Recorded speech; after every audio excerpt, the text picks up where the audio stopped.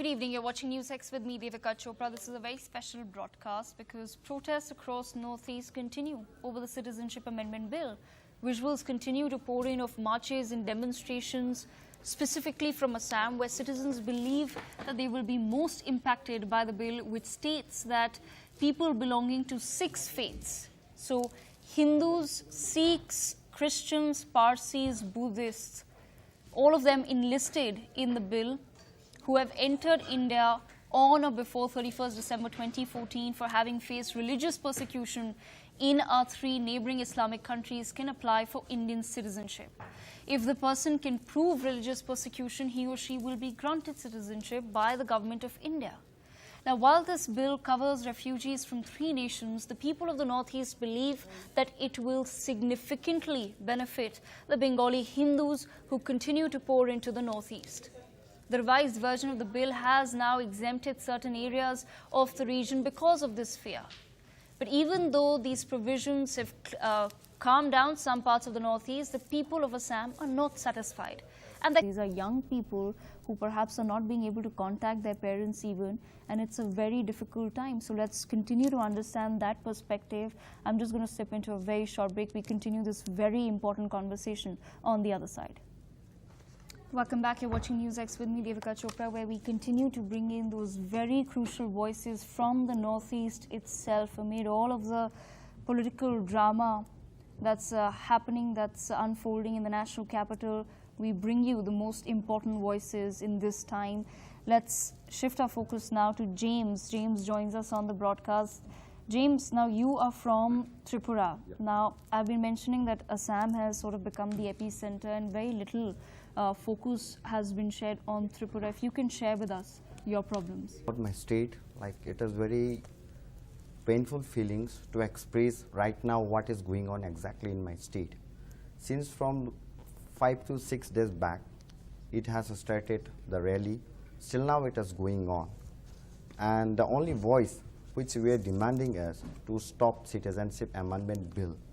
Why we are saying it? Because Tripura, we actually merged with India in the year of 1949. When we merged with India, we were having majority in our own state, the Tripuri real sound of state.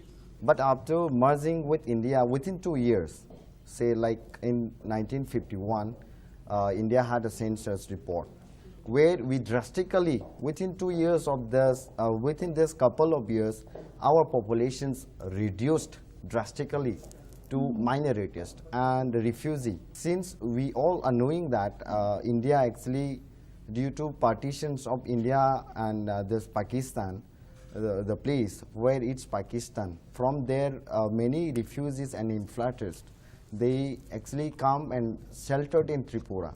Due to that, we suffered a lot. And I would like to just mention it right from beginning, from 1947 to 51, it is the report like 1,37,350 refugees have come to Tripura. And when we say about 1952 to 58, it is 3,12,531 refugees came into Tripura. And when we say about 1962 to 71, 4,95,800 refugees came to Tripura. Likewise, till today, every day it is coming on. And to be very frank, still now the fencing border, as we all know, Tripura shares the borders with Bangladesh with 856 square kilometers with that border. And that borders also, totally it's not a fencing border. Some of the parts still it has not been fencing border. Okay. So we are knowing exactly if this Citizenship Amendment Bill gets passed, then what will be the affections of our state. We suffered a lot due to that. And since last year also, it is very painful to express my feelings right now in this news channels today. Like last year, in the year of 2018, when we were protesting against the Citizenship Amendment Bill itself, on 8 January 2018, police were given authority actually to shoot us. And due to that, one of our protesters died on the spot. And that is what exactly, it is not coming out in the news. And today also it is happening something.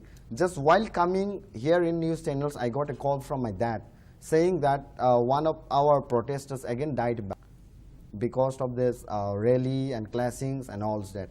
It is really painful for me. I would like to request to Narendra Modi ji and Amit Shah ji. I personally met already with Narendra Modi ji also on January 4th of 2018, and we have submitted all our demands, the survival of the real sound of Tripuri. But still then I don't understand why they are not understanding our feelings, why they are not understanding our issues. Since from a long time back we are being suffering due to this illegal immigrants. So when I say this, we are suffering, we are not against any communities, we are not against any religions, but for our survival, Indian government has to think first, because in the provision itself it says Indian government should first concentrate on Indian only, rather than concentrating to illegal immigrants, rather than concentrating to Bangladeshi people. And we are saying it, if citizenship amendment bill is to be passed, then we welcome. But why only Northeastern should carry that burden? It should be allocated in another state too, so that Northeast does not feel any burden in it. Okay, then James, I have to ask you, several of your panelists were also talking about how ILP and the 6th schedule, they've been reduced to being just pieces of legislation, just paper. What are the ramifications that you then felt in Tripura, as you were saying that some of the border is not even fenced? So what do you think then needs to be the priority right now? Priority right now is exactly what I would like to mention from this news channel says. Since from couple of decades, we were demanding a separate state. That is what we feel is the solutions for us. Because already we got microscopic minorities in our own state.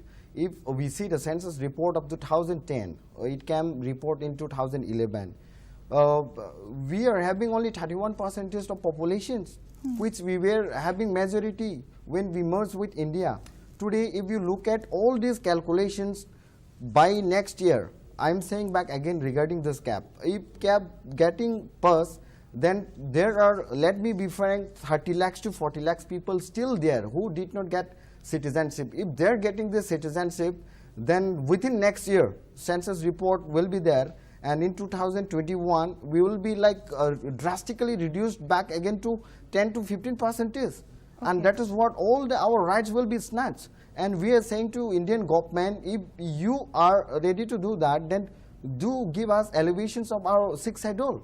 That is what we are saying. They have to give us separate state under the articles of Indian constitutions of 2 and 3. And while we were meeting with Rajnath Singh when he was the Home Minister at that time, we submitted our memorandum to him also, and we submitted our memorandum to every minister, even to Prime Minister Narendra Modi ji also. That is what I feel like it's falling on deaf ears, your protest. But James, before I wrap this up with you, I just have to quickly ask you, then what do you think right now will be something that would calm down the northeastern states? If the situation is going on like that, Indian government first of all must ensure us that our existence will be there. If Indian government is assuring us, they should call our leaders to have a meeting, so that these solutions can be reached, has to be distributed to many different states. It shouldn't be only in the northeastern. They should distribute these refugee people to some other state too. That is what the solutions will be. Indian government has to call our leaders and will be having a meeting with them, then only solutions will come out. Otherwise it won't. So basically just having some way of absorbing the refugees elsewhere is what James from Tripura is saying. Hengum Reba on our debate right now. She hails from Arunachal Pradesh. Hengum, if you can tell us what really is the situation right now from where you're coming from, and what are the problems that people are facing? So I'm coming from Arunachal Pradesh. In my state, Arunachal Pradesh is a state that shares its border with Assam. As Arunachal and Assam is interlinked. If Assam gets affected, Arunachal will get affected. Our problem with the Citizenship Amendment Bill is that the central government has, first of all, it's unconstitutional. As in the preamble of the constitution, it's written that we are a secular state, we are a secular nation. But a particular section, a particular religion is not included in the Citizenship Amendment Bill. If the government is saying that it's on the basis of the religious pratarna, or what Amit Shah was saying in Parliament, if it's on the basis of that, then why not the Muslims of China, and why not the Muslims of the Rohingya Muslims of Myanmar? Didn't China and Myanmar share border with us? But the protest in Assam and the protest in Northeast, which is going on CAB, it's not on the basis of the religion one. The protest is on the basis of the Assamese identity, the Assamese culture. Assam is the one which is protesting the most, and Tripura is the one. Tripuris, the indigenous Tripuris, they are already a minority in their own state. We, the Arunachalis, we don't want to be that. And according to the Citizenship Amendment Bill, those people who have came India before 2014, December 2014, they will get citizenship. I like to ask to my government, what about the Chakma Hajams issue?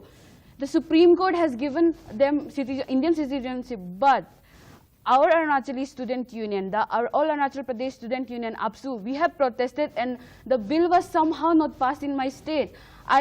Through your media channel, I like to appeal to all the students who are protesting out there in Guwahati, in Tezpur, in Dibrugarh, in all the places of Assam. Please be there. We the people, we the Northeasterns who don't live in Northeast, we are with you. I got many calls. I've seen many status that the oil in Arunachal is almost going to be over, because all our petrol and diesel, it come from Assam. It come from Assam oil. So if Assam is protesting, Arunachal will be the one would be like the worst effect. The worst effect will be on Arunachal Pradesh. And in ILP, the government said Manipur will get ILP, but inner line permit is not a solution. Of course, it's not a solution. And one more thing, you said Arunachal is protected. Yeah, we have land bills, we have many different kinds of bills. Arunachal is protected from migrants, but still, if you will go to the main district, if you will go to Papumpare, you will see the number of illegal migrants, and the politicians. I'm not targeting any political party, but the politicians, mostly they travel by helicopter, they travel by air. So if they will come through the vehicle, if they will come on road, they will see the demography of Arunachal, and they will get to know about the issues, the real problems. Arunachal is, though it is protected, but it is not safe. If CAB is implemented in Assam, Arunachal will be the one which will be most affected. Then now shift focus.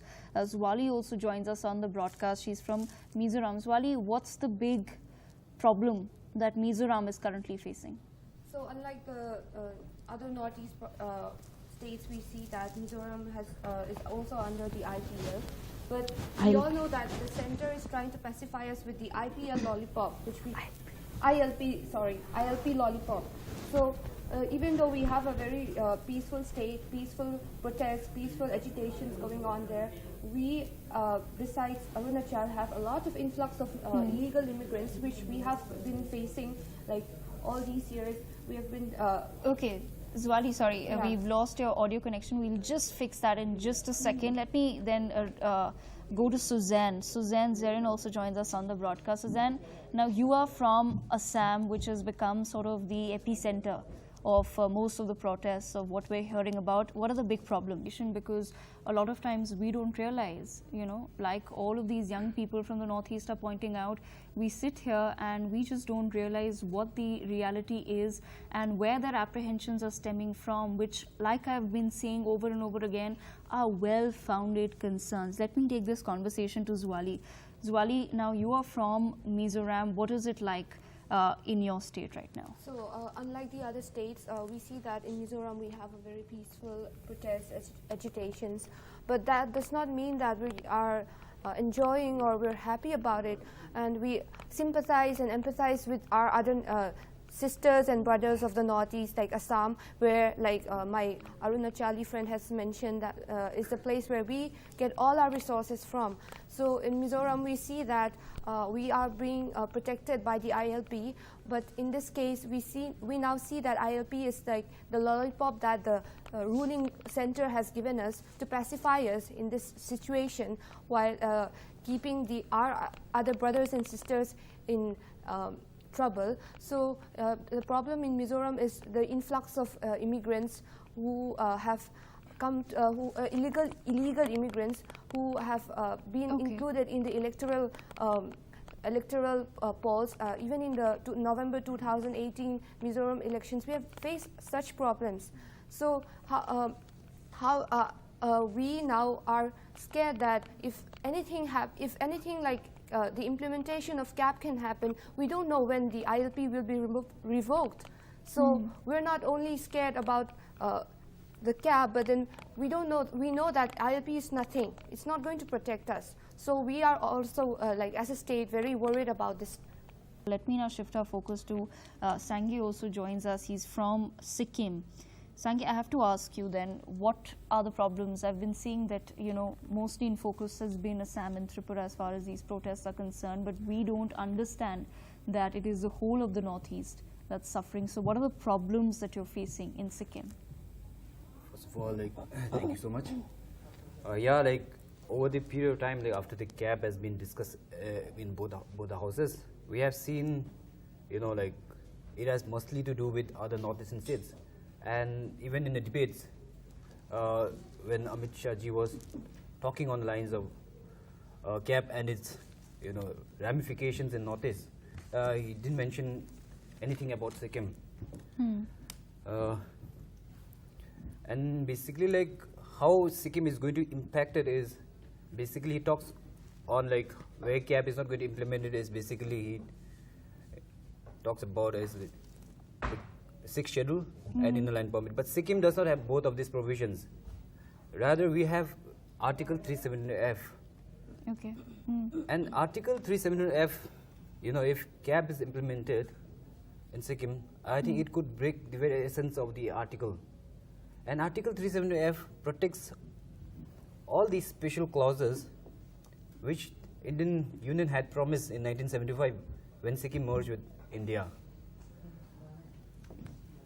Okay, then I want to ask you, what is the biggest apprehension that you are picking up from, you know, given that you would be talking to people back home as well? See, like, we haven't seen much of protests in Sikkim. I think, like, one thing I could attribute is to the lack of, you know, like, civil society, a vibrant civil society in Sikkim. Precisely, like, why there is no vibrant civil society in Sikkim is precisely to do with education. Most of the Sikkimis are first generation learners. And as a result, we have not much of a vibrant civil society in Sikkim. And in that sense, not many people are understanding the ramification and the impact of CAP will have on the ecology, demography and culture of Sikkim. Okay. We only have few instances, you know, like people are coming out in social media and talking against the CAP. All right. Okay, then before I wrap this up with you, Sangya, just one last question. What is it that your expectations are then from the government? What is it that would calm down the people, as per you?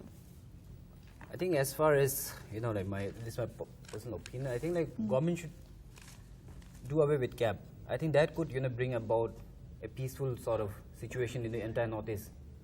And I think government should follow this, because I think CAP is a very irrational sort of policy bill, which will impact the Northeast region as a whole. You know, Northeast have seen a sort of peaceful transition, but now again, because of the CAP, we see the region again turning into a violent zone. All right. Okay, so that was Sangye with us on the broadcast. I want to now